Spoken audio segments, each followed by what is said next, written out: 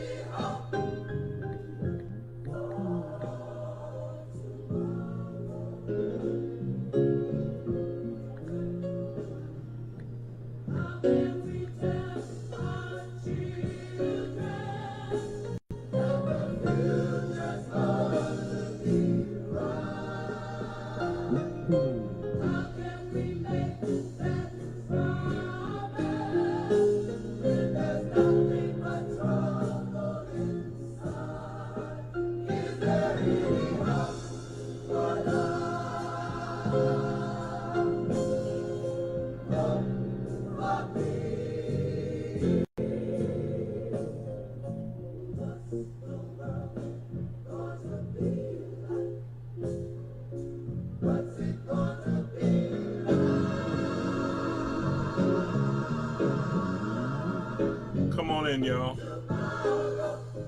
Come on in.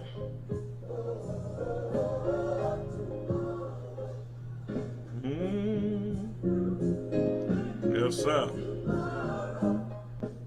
James Cleveland.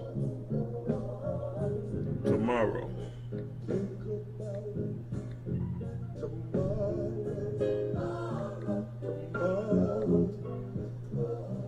What's it gonna be like tomorrow? Come on in, y'all.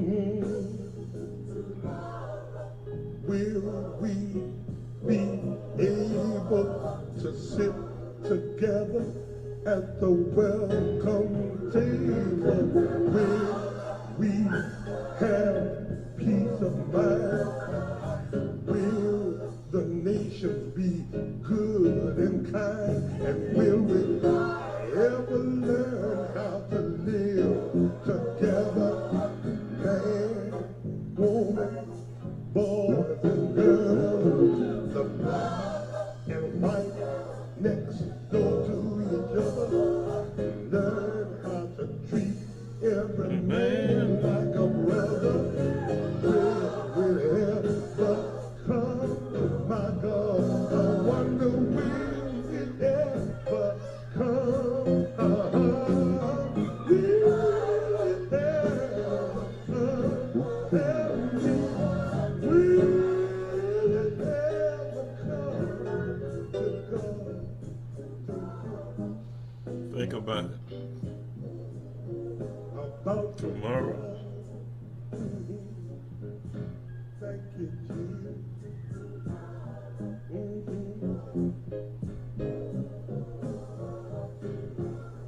Let me tell you something. We don't ever get together down here. Well, Oh, it'll be sad. Oh, but thank God I'm not worried about it. No, no, no, no. cause one of these mornings it won't be long. You're gonna look for Leonard and he'll be gone. I'm going up to heaven, gonna sing and shout, and nobody there is gonna put me out. I'm look up David in the heat of the day, tell him to grab his harp and begin to play. And I know my role was gonna fit me well, cause I tried it on when I was on my way to hell. Lord have mercy. Oh, man.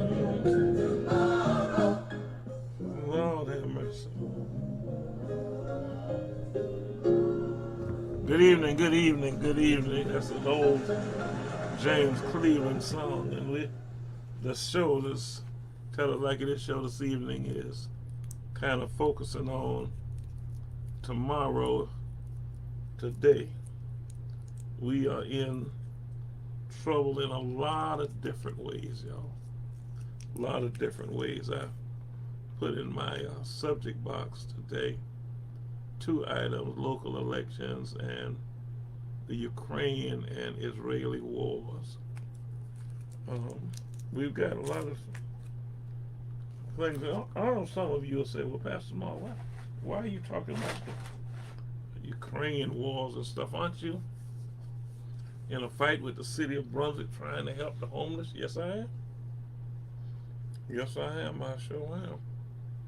And aren't you working hard trying to get several folks elected across the southeast, the state of Georgia? Yes, I am. The client, we got candidates in all kind of places: Sandersville, Sparta, Georgia, Houston County. We got people running different areas of the state, all the way down through Dublin and all the way across. Just through, that's what we do. And why would you be worried about what happens in Israel and in Ukraine? Well, one of the things that got me thinking a lot today was back in 1988. I told y'all I've been involved in some stuff for a long time. Most people don't know the width and breadth of what I do. They only know the part they see. And I wouldn't have it any other way. But back in 1988, I was fortunate enough, having pastored Litway for about 5 years, I asked the church if they would help to sponsor me to go on a trip to Israel. And I went on the trip to Israel. There were some things that had happened to me spiritually that caused me to want to and need to go to Israel. Ultimately, I was baptized in the Jordan River in Israel. And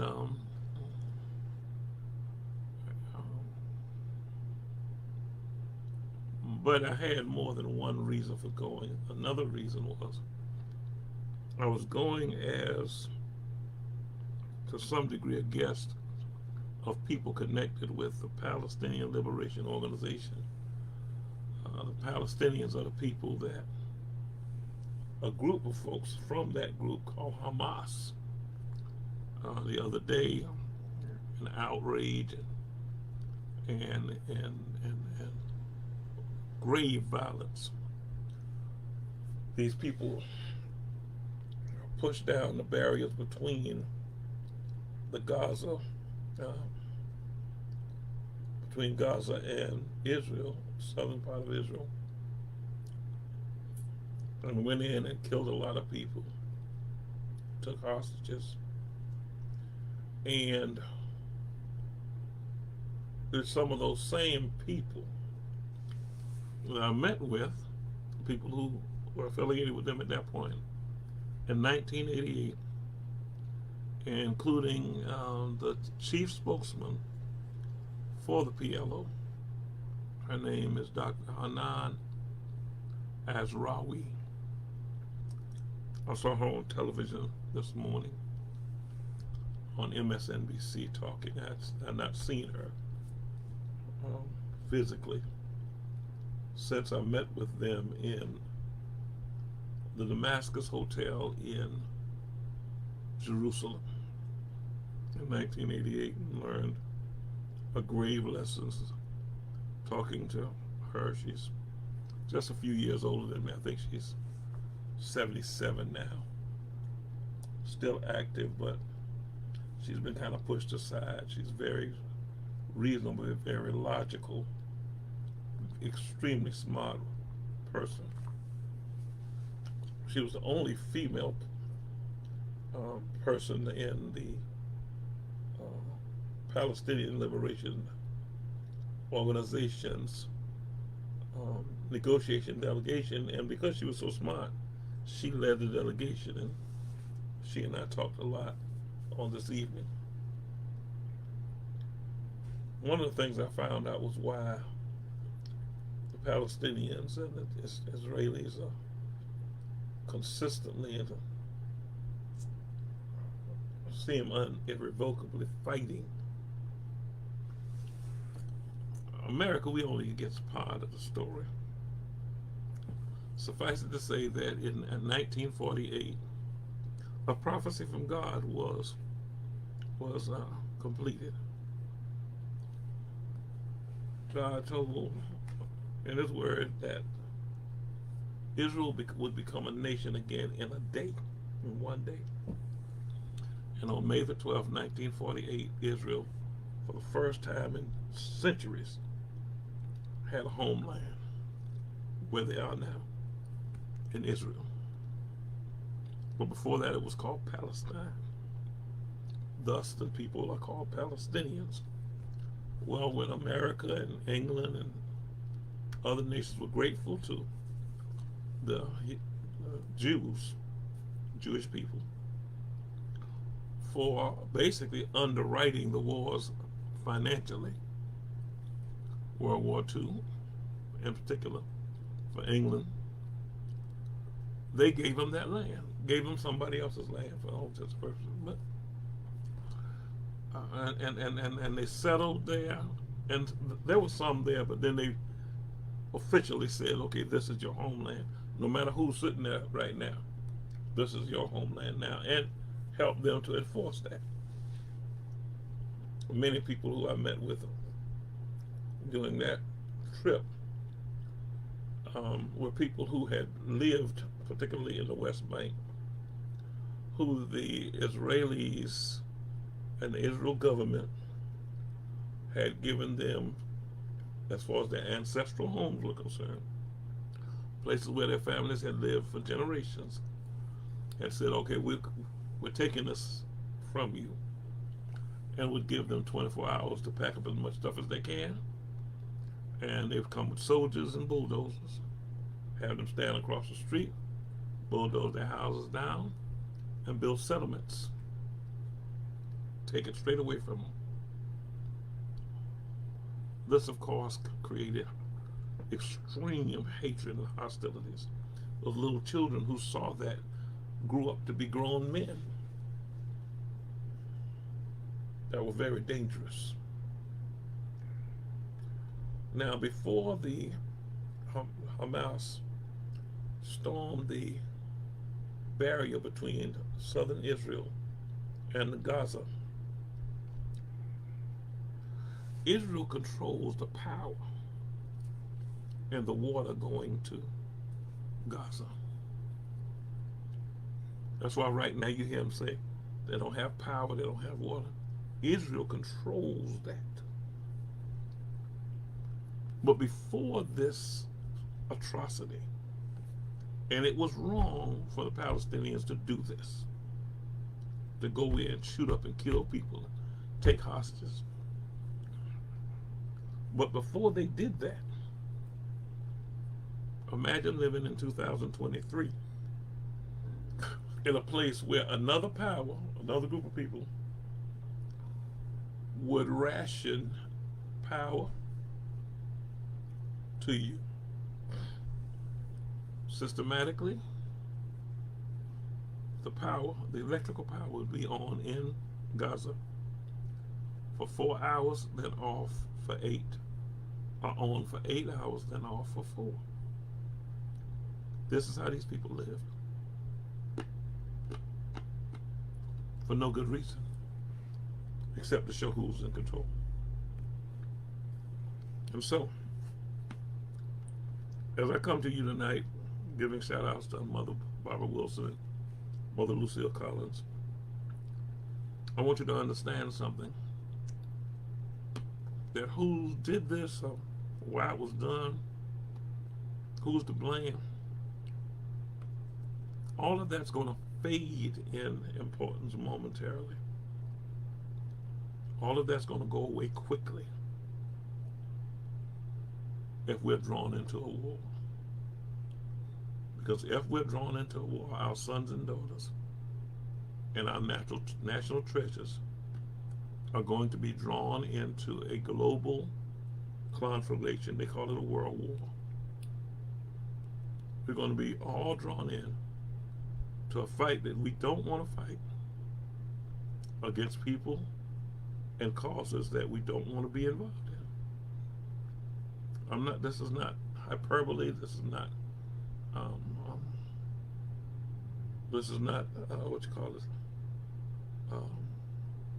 someone just coming up with a story, trying to say something controversial. This is a fact. What most of you don't realize is already Iran has shot some missiles and drones at American troops in Iraq. That's already happened. That's happened already. Now, whether or not we're going to find out whether they hit any of us or killed any of us, we don't control the news, so we won't know. But I can tell you right now that they have indeed shot missiles and drones, armed drones, at American troops and at American ships. And it doesn't take much for us to end up over there fighting and dying. And so we need to do everything we can to fight for democracy and freedom with our treasure and with our power of the United States to keep Putin from overtaking Ukraine and do everything we can to settle these hostilities in Israel. Very important. Very important. Good evening, Thelma. How you doing, sweetheart? God bless you.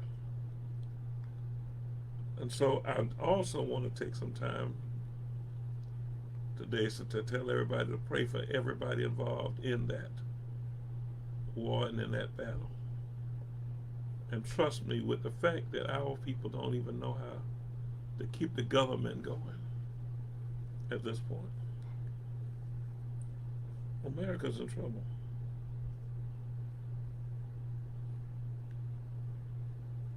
America is in trouble.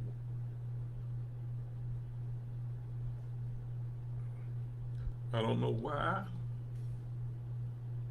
we are allowing principally Donald Trump and his group of supporters to throw this nation off so bad. But it is obvious that's what we're doing. And if we don't get it back right, we're in trouble. And that's what I'm going to talk about internationally.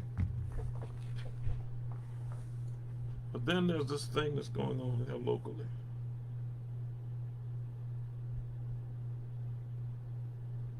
And this thing that's going on locally is a mess. Right now, in the city of Savannah, we have a mayoral race that's obviously for sale. We have a mayor's office that's obviously for sale. A little show and tell, if I would. Let's see if I got this for you. Okay.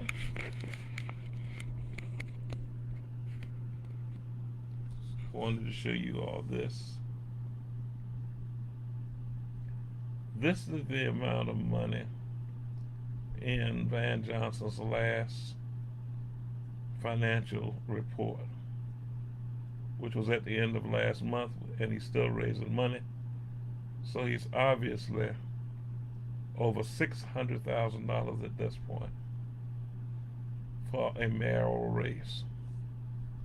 Now I want to read something to you. I want you to see if you could follow this. This is Van Johnson's statement he made to WJCL News 4 years ago. In 10 days, it'll be 4 years to the date. But this was about 4 or 5 days before the actual election. Listen to what he says. The disturbing numbers clearly tell me the story. Our business leaders and special interests have heavily invested in Mayor DeLoach. Eventually, those investments have to pay dividends to these investors. And Vance goes on to say, my campaign, by contrast, consists largely of donations under $100.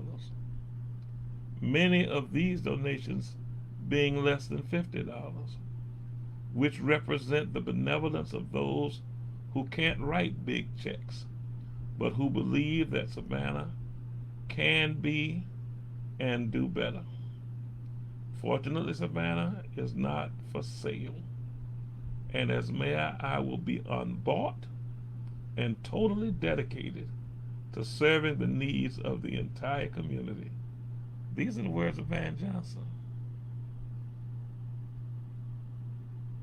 Unbought, Brother Johnson, at $586,870 as of last month. Unbought. Wow. Let me show you something else. We have his figures still. But I want to show you this. 800, look at that. That $586,870 demand. Patrick Rossiter, first time running for anything. $166,185. Carol Bell, who lost last term to Keisha Gibson Carter, is running again. $123,965. And if we look on their campaign disclosures, you find that the same people gave money to all three of these. The principal donations the lists are the same. What's more, the principal donators list in the case of Brother Johnson matches the list of the donors that gave to DeLoach last time. The people he said, and I quote, eventually those investments have to pay dividends to the investors. So if that was the case with Mr. DeLoach, then these investments that they're making with you are going to have to pay dividends to the investors. Oh, but there's another point that needs to be made. When he said this about DeLoach and how much these big investments was that he had to make sure that these people end up getting a return on their investments, DeLoach's total amount raised was a little over $200,000 4 years ago. They gave DeLoach a little over $200,000. At this point, if he just got $14,000 more dollars, because the donation didn't stop here, then Van Johnson would have raised $600,000 for a job that pays $60,000 a year.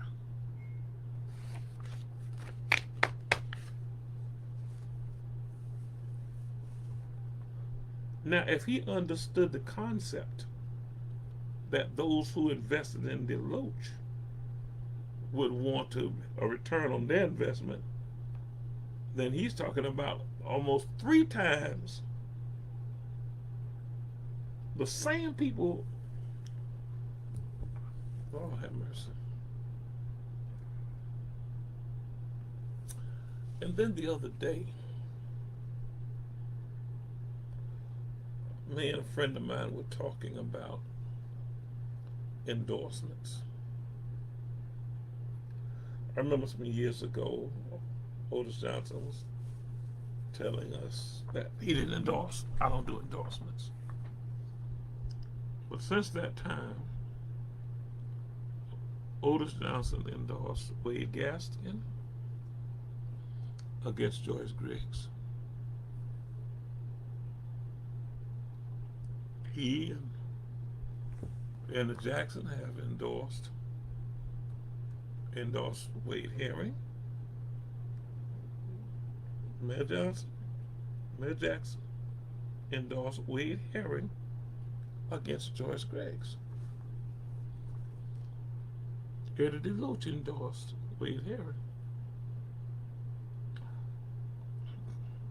And then the other day, there was a flyer for Rossiter. And on that flyer, you had Mayor Johnson against Alicia Miller Blakely. Now, I don't mind people who've served endorsing they have a right to free speech. But how come the people who came to us for their votes in Representative Johnson's case, in the Jackson's case, who's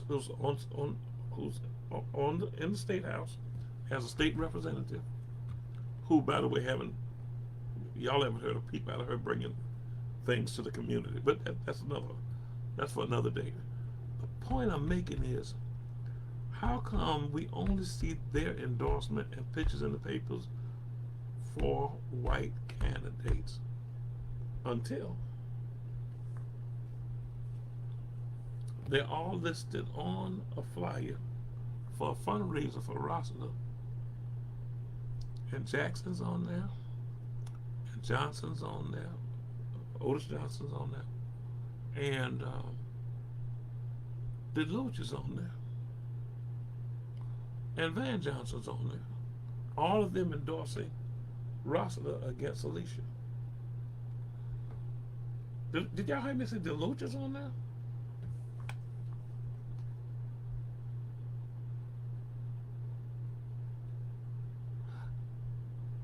DeLoach is giving money to Van Johnson too. Oops, there it is.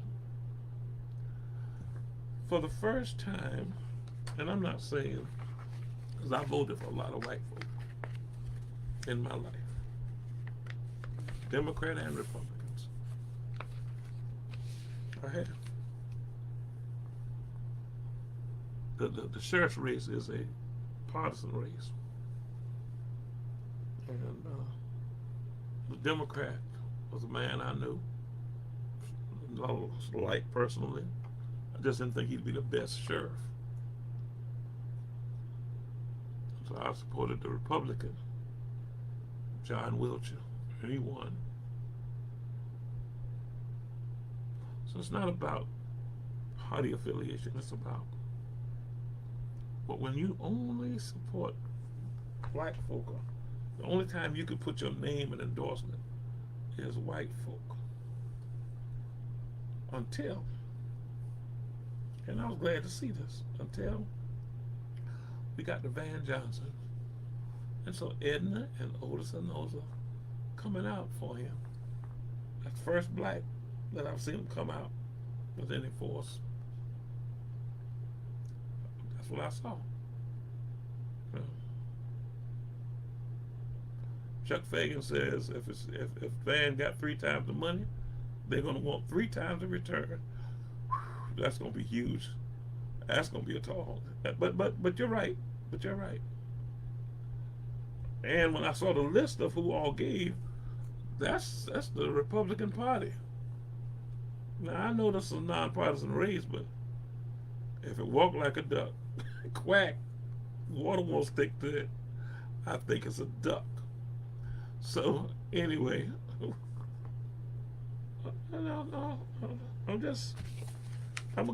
gotta go back to this thing. I gotta go back to this. These aren't my words, these are his. In 2019, I gotta go back to this. Van Johnson himself says These are his words on WJCL at on October 31st, 2019, about 4 or 5 days before the election. I think it was on November the 3rd was the election. The disturbing numbers clearly tell the story. Our business leaders and special interests have heavily invested in Mayor DeLoach. Eventually, those investments have to pay dividends to the investors. My campaign, by contrast, consists largely of donations under $100, many of these donations being less than $50, which represent the benevolence of those who can't write big checks, but who believe that Savannah can be and do better. Fortunately, Savannah is not for sale, and as mayor, I will be unbought and totally dedicated to serving the needs of the entire community. That's what he said. That's his words. Unbought. Unbought. For $586,870. Unbought. Nice price though.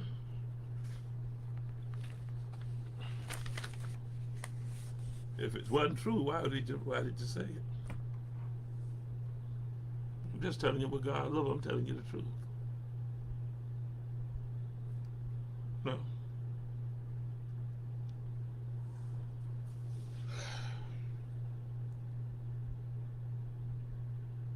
I grew up with and around family members, and I knew Linda Wilder Bryan since we were young. So I don't have any animus against her. Personally, I don't. I really don't. Never will.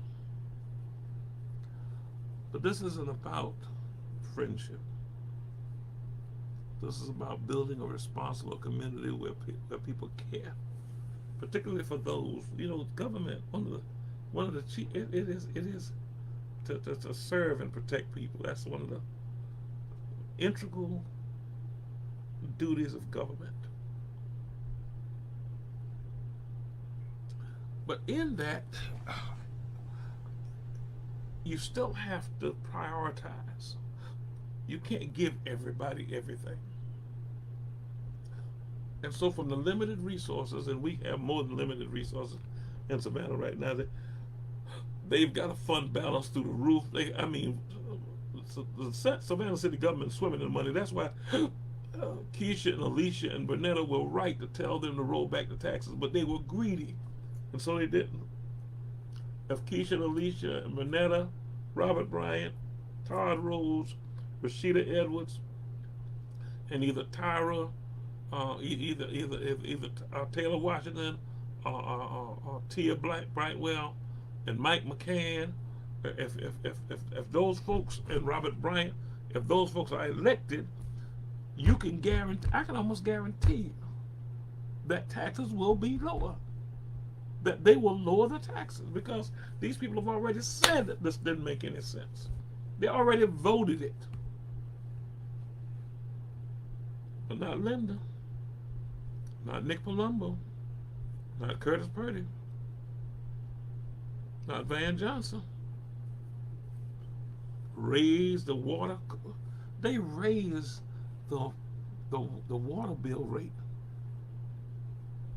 Savannah is robbing folk for water and sewer and refuge. I mean, it's a cold-blooded stick-up. They raised the rate, and here's the reason they say they raised the rate. Because the cost of living is going up. And so, it's not that we have a shortfall or anything, but everything's going up, so we're going to raise the rate 4%. That was the argument. And then they voted and raised it. Savannah's the only place I've ever heard of a person having a $2,000 water bill. And when I said that to somebody one day, they said 3 or 4. I've never heard. How can you ever use $2,000 worth of water?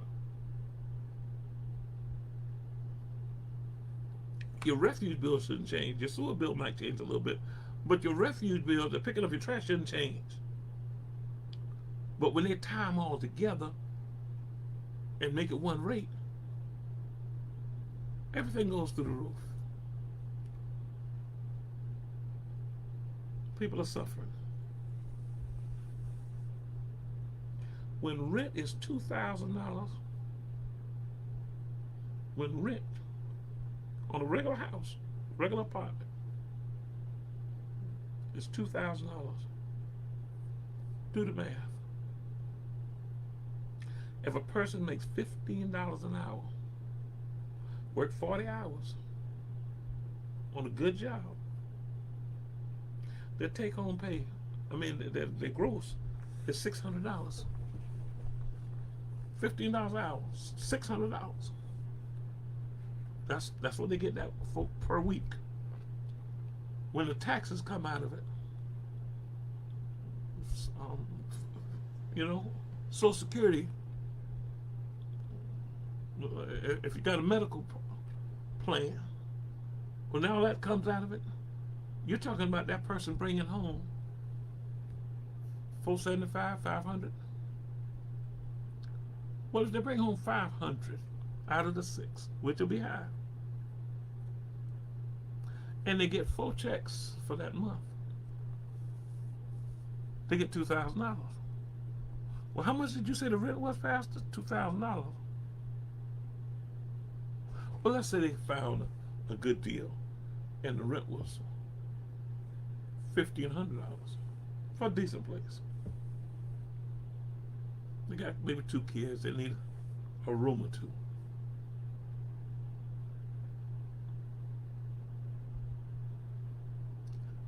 They bring home $500 a week. That's $2,000. They got $500 to live off, eat off, pay for water, lights, gas, cable, phones, clothes, insurance, car. Desperation breeds crime. These are just facts.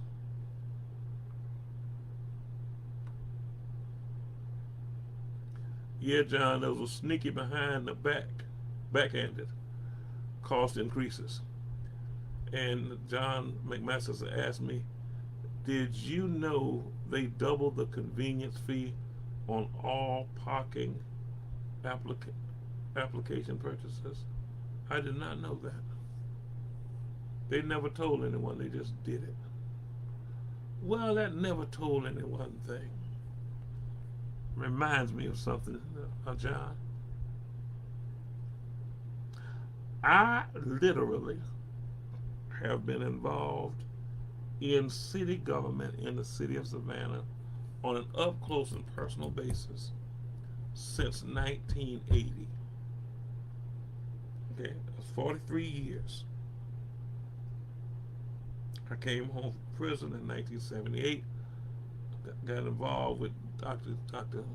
Wesley James Ball and Judge Eugene Gaston, Deanie Frazier, Dorothy Pelote, and some others, Benny Pelote and others, and got really involved, got in the trenches. Came back home a preacher. And so I've been intimately involved in the process of building the Ralph Mott Gilbert Civil Rights Museum, the Civil Rights Monument on River Street. Intimately involved in fighting for the funding for May Street Y, different things. I could go on, but it's not about what I've done. This is about the principle. And so I've gone back and forth to city council meeting and county commission meetings all these years. Never did I envision that one day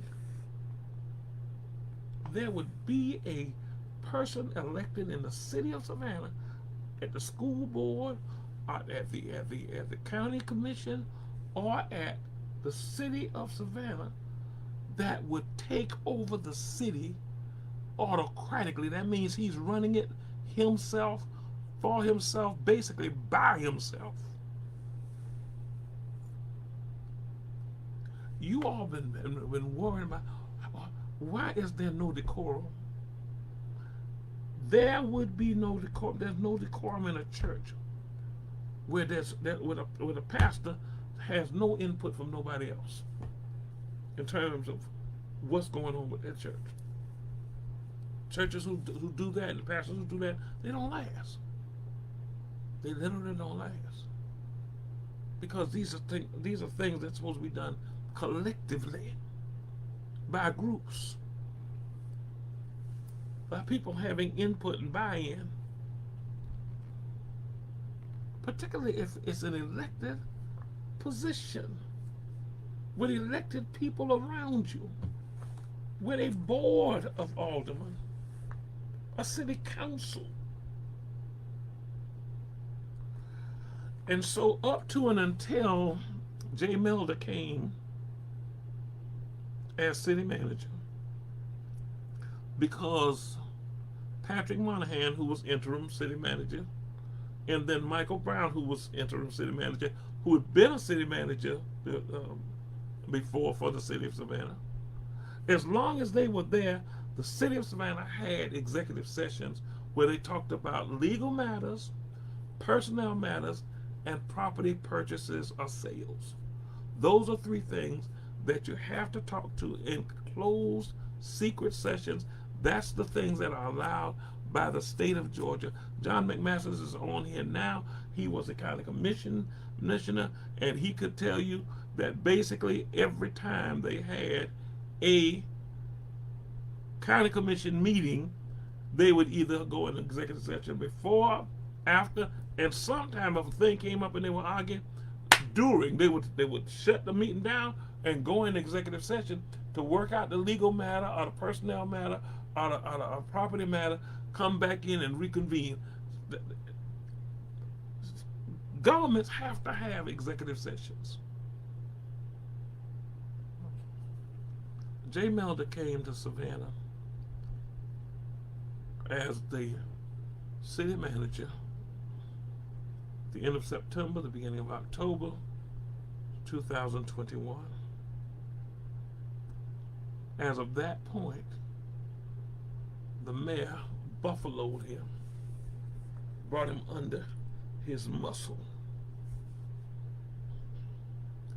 And the city of Savannah has not had one executive session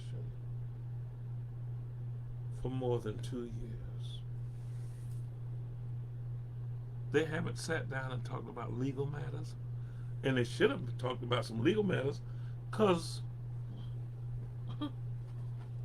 they should have been sitting in the room talking about legal matters, if only because of this. This is the suit for the Weeping Time Coalition. We're suing the mayor and aldermen of the city of Savannah. They have never sat in a room and talked about the suit. Not once.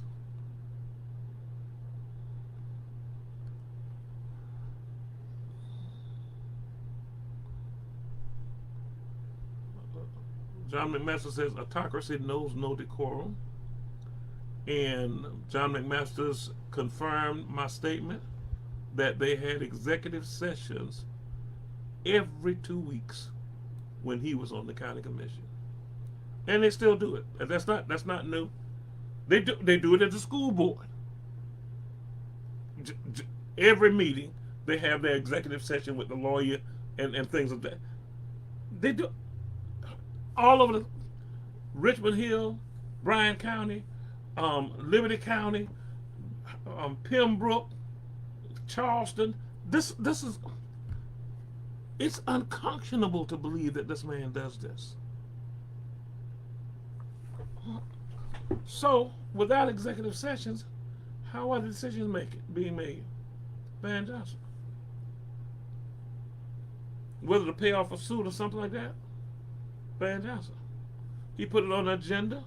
He's got his flunkies to vote with him. Nick Palumbo, Curtis Purdy, Dietrich Leggett, Linda Wilder Bryant. Automatic. And they don't question nothing he does. Vote with him every time.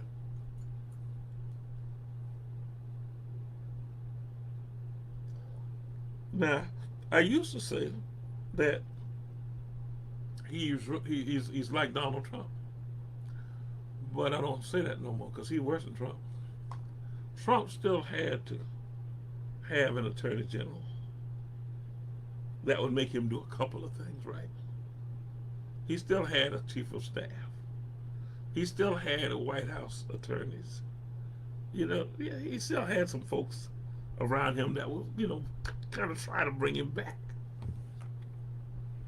The man don't have that. The man has run this city like a tyrant. I was talking to a lady today. She's going through some changes. She said she called the mayor on it. She said he didn't say nothing about helping him. She said he started asking her, have you called this person? Have you called that person? Have you called this? She said, well, I'm calling you. I'm calling you. I need help. Again, John McMaster said, pitiful. Van's playing us all. Van's playing us. And then again he says, it's unbelievable. No topics on litigation, personnel, or land purchases have not occurred. That's right, it's impossible. It is impossible for a city the size of Savannah to have had no legal matters, no land purchases, and no personnel matters that they had to deal with as a council. That is, in 2 years, that is impossible.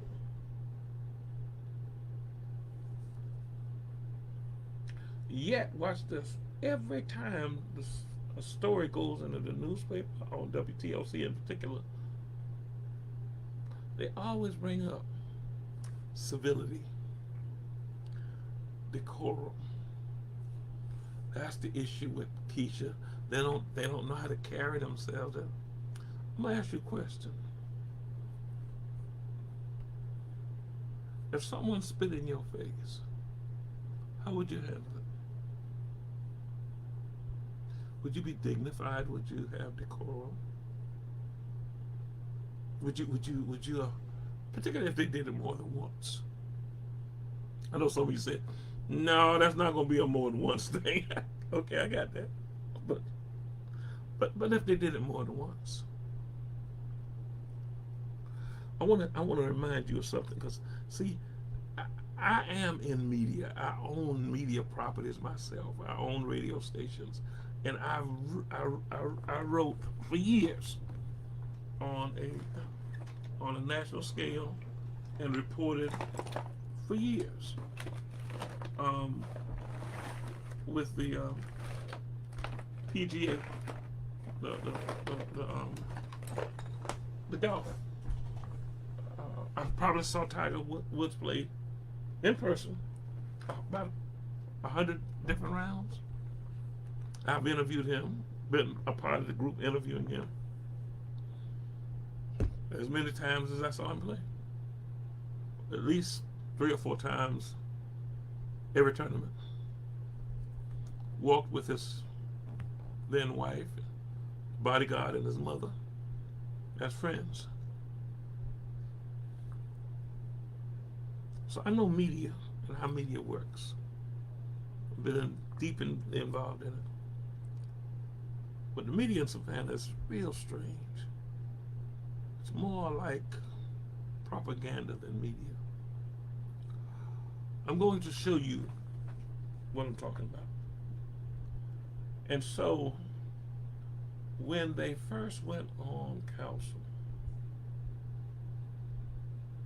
Keisha, Alicia, Bernetta, and at the time, Stella Shabazz, were aggravated about the fact that Van wasn't playing fair. As soon as he got in, he passed a rule where nothing could go on the agenda unless 5 people approved it going on the agenda, which would have probably been illegal. And then he quickly flipped because Alicia and Dietrich and Linda had made the announcement together in Forsyth Park. John McMasters was there. Julius Hall was there. We championed them. But as soon as they got elected, it was over. They flipped and got with Van and forgot all the promises they made to the community.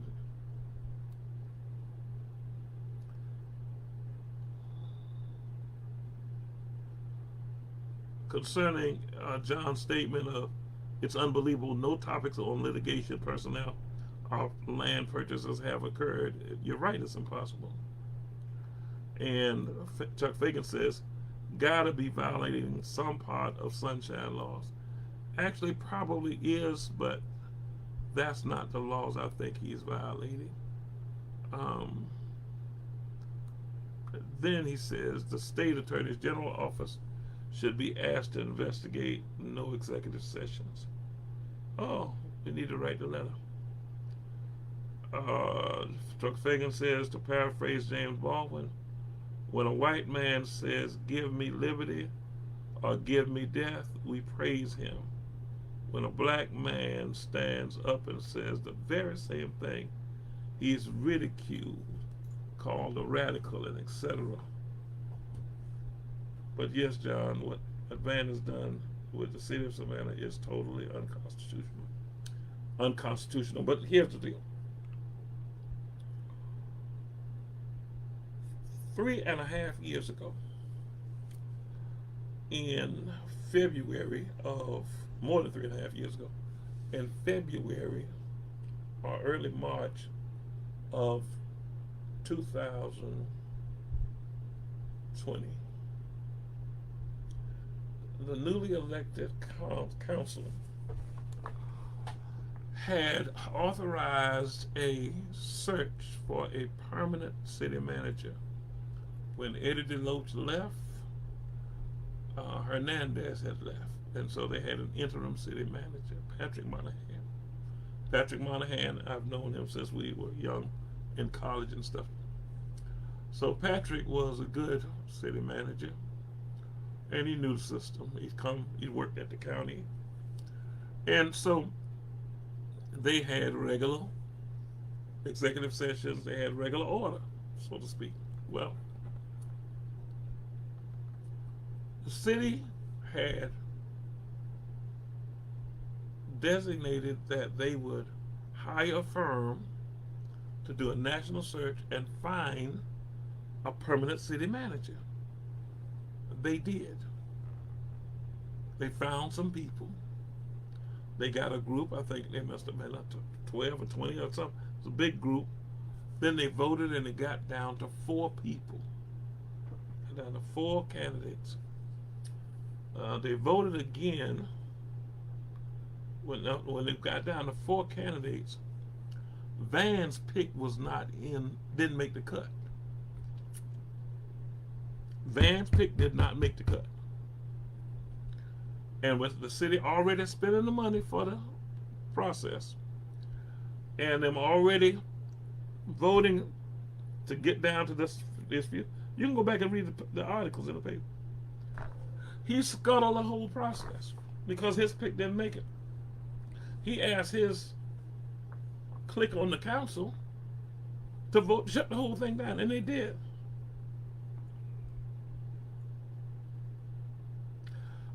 That's when Keisha Carter got angry, and rightfully so, and said some things that she probably shouldn't have said, but she didn't do it toward anybody. It was about the situation, the unfairness, the unrighteousness of it. Now, but that's not, and they put her through some changes about it, censored and all kind of things. All that went on 3.5 years ago. I want y'all to hear this. 3.5 years ago. Since that time, Purdy has called her a black ghetto bee, told her on council in a positive meeting, shut up, Keisha. Not one word in the paper.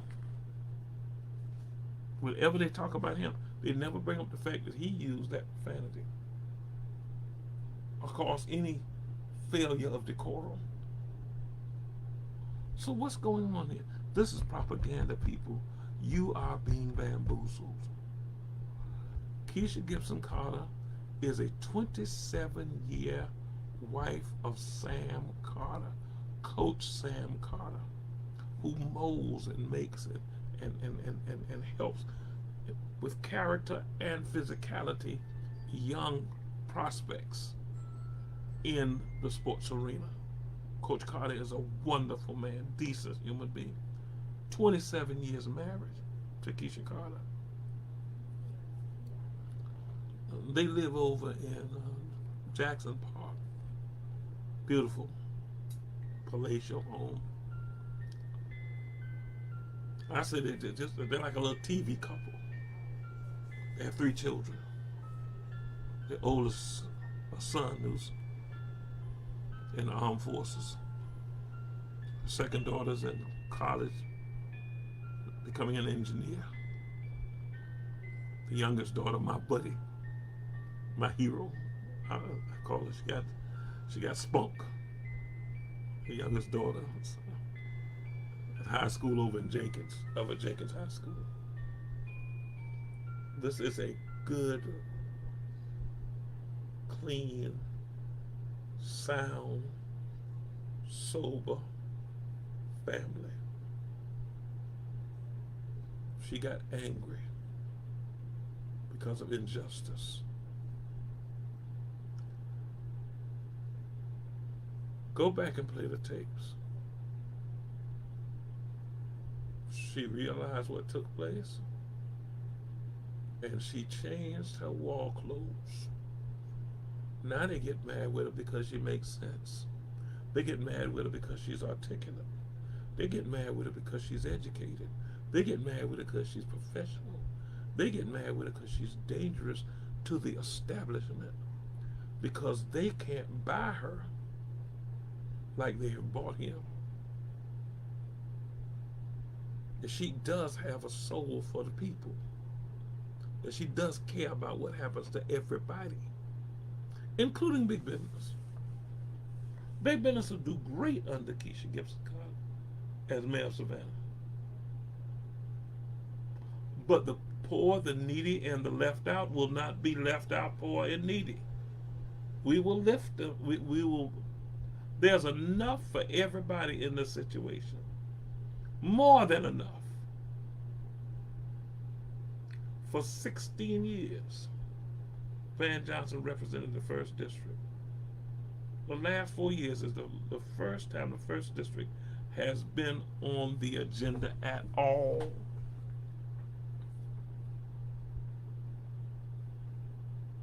Van had a lady on TV the other day saying, there was an old lady saying she was fixing her roof. And I understand the lady was grateful that the city came in and fixed the roof with Van standing there taking pictures with her. But that was one roof, and it was just a photo op. Think about it over the last few years. All Keisha Gibson Carter has been is on point, on issue after issue after issue after issue.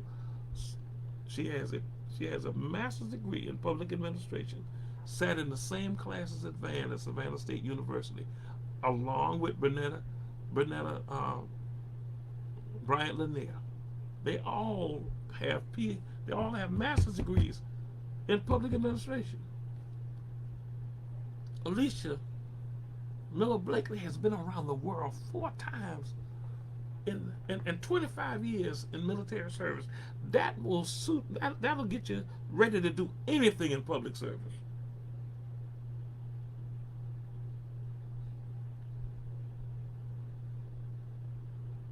We've got Rashida Edwards, sharp as a tack, smart businesswoman. We've got Robert Bryant for the 5th, super smart, PhD. We've got Todd Rhodes, hard-working, dedicated businessman, a successful young black businessman, to replace Linda. I don't know where I'm going. Right at this point. Lord have mercy. I never thought she'd be this far gone. Blessing the folks out at the little forum, just blessing people out. And the other day, they sitting in the forum and said, "I don't need the people need me." Wow. My gosh, my goodness. Where were you going with this? That's right, Dietrich, Linda, and Curtis are co-conspirators,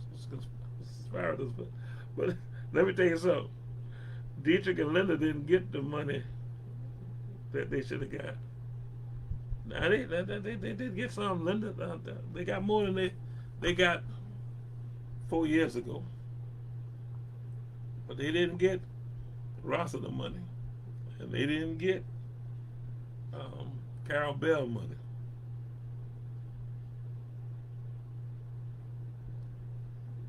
John McMaster says Van and his majority have had 4 years to fully staff the police department, and they still have 150 vacancies. Let me tell you something about that. What most people don't, if you're not keeping up with it, you wouldn't see it. What most people don't realize is actually the city of Savannah had over 100 vacancies when Van took office. Okay? And they went to work and they filled a lot of those vacancies. They got down to where they only had like 60 some vacancies. And then, because his pick, Mr. Minter, had a police department that was completely out of control. When I say completely out of control. So much so that when he was, Van talked him into leaving because Van knew he would be albatross around his neck coming up to this election. So Van talked him into leaving and supposedly had him nominated to become U.S. Marshal. Have you ever heard of somebody being nominated to become a U.S. Marshal and never becoming a U.S. Marshal? I said on this show, when they nominated him to be the U.S. Marshal, I said, that ain't going to happen. Well, Pastor Small, how would you know that ain't going to happen? Because when you're nominated to be a U.S. Marshal, the FBI sends people to your area to vet you. And they ask people who are involved in the area about you. And they look at the news articles, and they look at the reports, and they look at your the number of complaints that you have and as a police officer. And wait a minute. And this police chief had a petition against him for his removal by the officers working for him. You're not going to make that person the U.S. Marshal. That ain't going to happen. And it didn't. Now, they put in the paper that he was going to be the U.S. Marshal, but then they put in the paper that he was being reconsidered. And I'm not against Mr. Minter. I just don't think I think he just didn't know what he was doing. And on his watch, quietly, remember I told you the thing about the newspaper not being fair to Keisha? Wasn't fair to the black community either. Because what most black folk don't know, and most white folk don't even know, is that in a 2.5 year period, there were 6 black people killed at the hands of Savannah Police Department. 6. And not one police officer was ever charged with excessive force,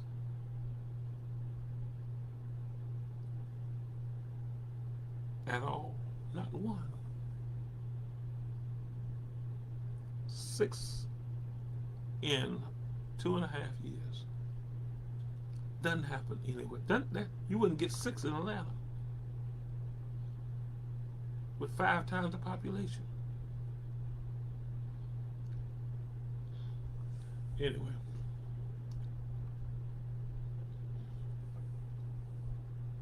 Van has failed the community,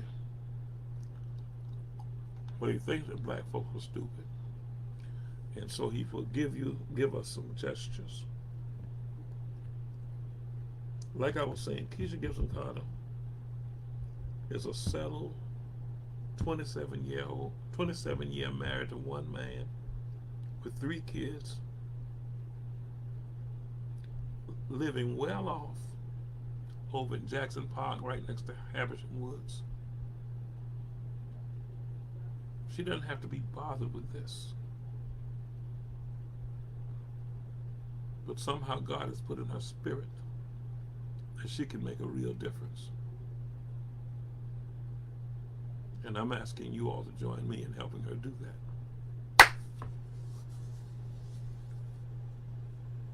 Van is thinking he's smarter than the black community. So what he do is he gets to within about 70 days of being elected and start bringing in black folks that are popular in the community and starts giving them honorary streets. Coach Booker, Flage's daughter, basketball player, give her honorary street. Virginia Edwards, who deserve it. Larry McDuffie. These people deserve these honorary streets. What they don't deserve is to be exploited by Mr. Van Johnson, who even exploited mothers who had children to die from violence when we had all this violence going on, when they had that shooting and stuff over in his village. And he said, I'm bringing Mothers Against Crime together for my task force. And that's the last time you heard of that group. And then when somebody said, well, what about the father? And he brought some black men and had them stand around him for a press conference. Van Johnson's way of dealing with the black community only lasts as long as the next news cycle. Once we stop seeing something in the news, that issue's gone for far as he's concerned for black folk. And I'm gonna ask, I had a black guy call me, why aren't you supporting Van? I think Van did a good job. I said, do you? I said, yeah. I said, okay, tell me one thing that he initiated for the African American community. Now, you can name 6 or 7 things he did for the gay community.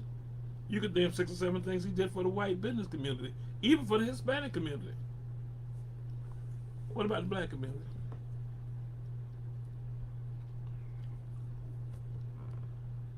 Several years ago, might have been 25, 30 years ago, Abigail Jordan and myself were among the people featured in a magazine, that's a weekly magazine by the Washington Post, nationally distributed weekly magazine. Washington Post had a weekly magazine. The gentleman came to interview me actually at my house, at the house I'm in right now. And when he came to my house, he sat down at the table and he asked me, why do you think Clarence doesn't feel like he has a need to do anything to help black people who were like him as far as affirmative action after he received affirmative action? I said, one of the grave difficulties is that some of us, having been lifted up from the doldrums of mediocrity and poverty, aspire so much to be white that we become a type of white mind.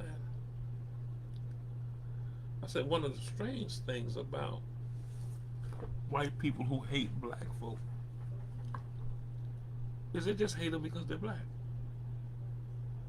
They don't hate them because they know them. They don't hate them because they've been around them. They don't hate them because, you know, these hatreds sometimes, these great haters come from states, Missouri, Wisconsin, Kentucky, where a lot of these people lived in counties where there weren't no black people. Hate them anyway. And so Clarence, in his aspiration to become a white fellow, got this disease, this pathology that causes him to hate black folk. He has a pathological hatred for his own race. That quote was put in the paper, in the magazine. Van Johnson has a pathological hatred for his own race.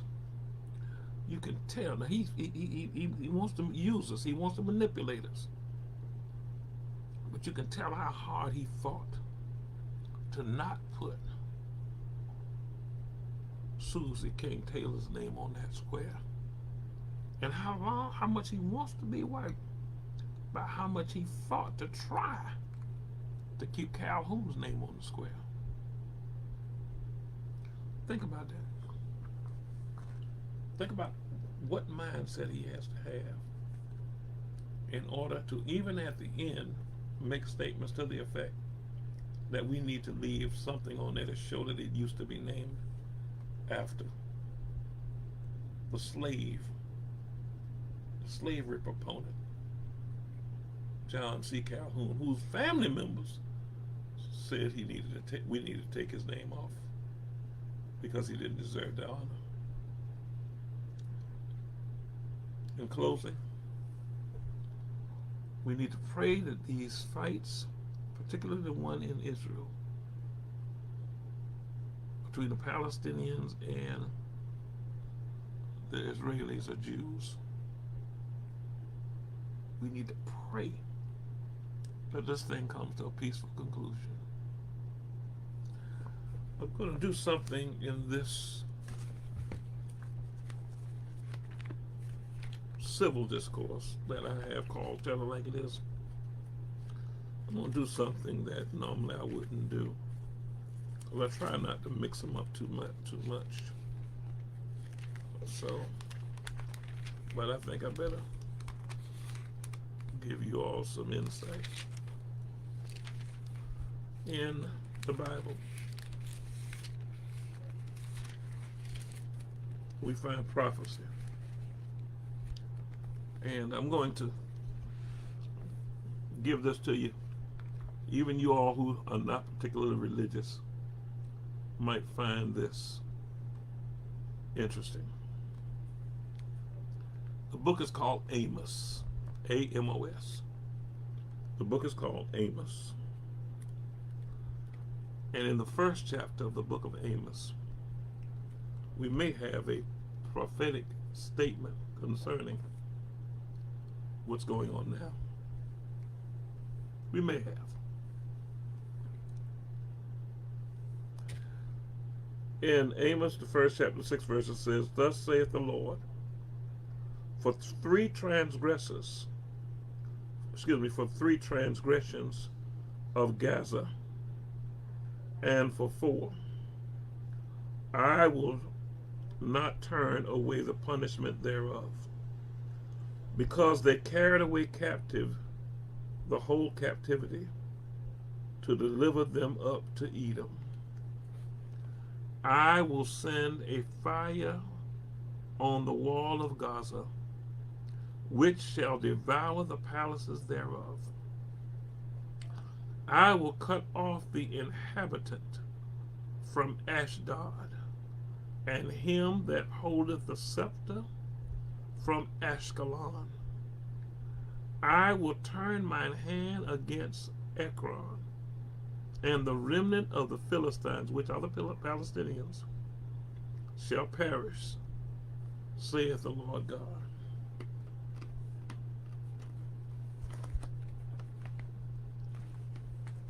That's Amos, the fifth. Amos, that's Amos, first chapter, 6 through 8. There's more there, but I just thought that you'd know. And if you say, well, that's the Bible, that ain't got to be so, I want you to remember now, in the book of Jeremiah,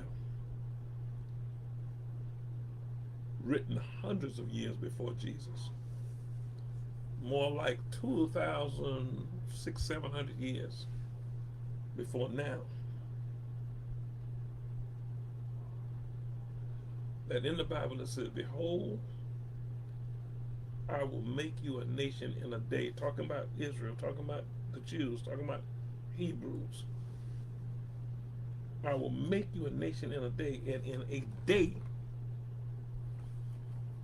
May 12th, 1948, Israel became a nation again on that day. There are a few nations you can point out to that very day, but on that day, and within a few hours, America recognized them as a nation. I just want you to know, the difficulty is, if this thing grows to the conflagration that I think it might, our sons and daughters and our treasure, blood, sweat, and tears, may very well be a part of the balance. I'm Reverend Dr. Leonard Small, pastor of the Litway Missionary Baptist Church. We'll be back on this platform in the morning with our Sunday school lesson at 10 and our regular morning worship service around 11:15, 11:30. God bless you. God keep you. Is our prayer. We invite you to come to our services at 2335 Shell Road. Oh, one other thing. Concerning the homeless in the actions of the police in the city of Brunswick, I am taking them to court. Surprise, surprise. Y'all be blessed. Bye-bye.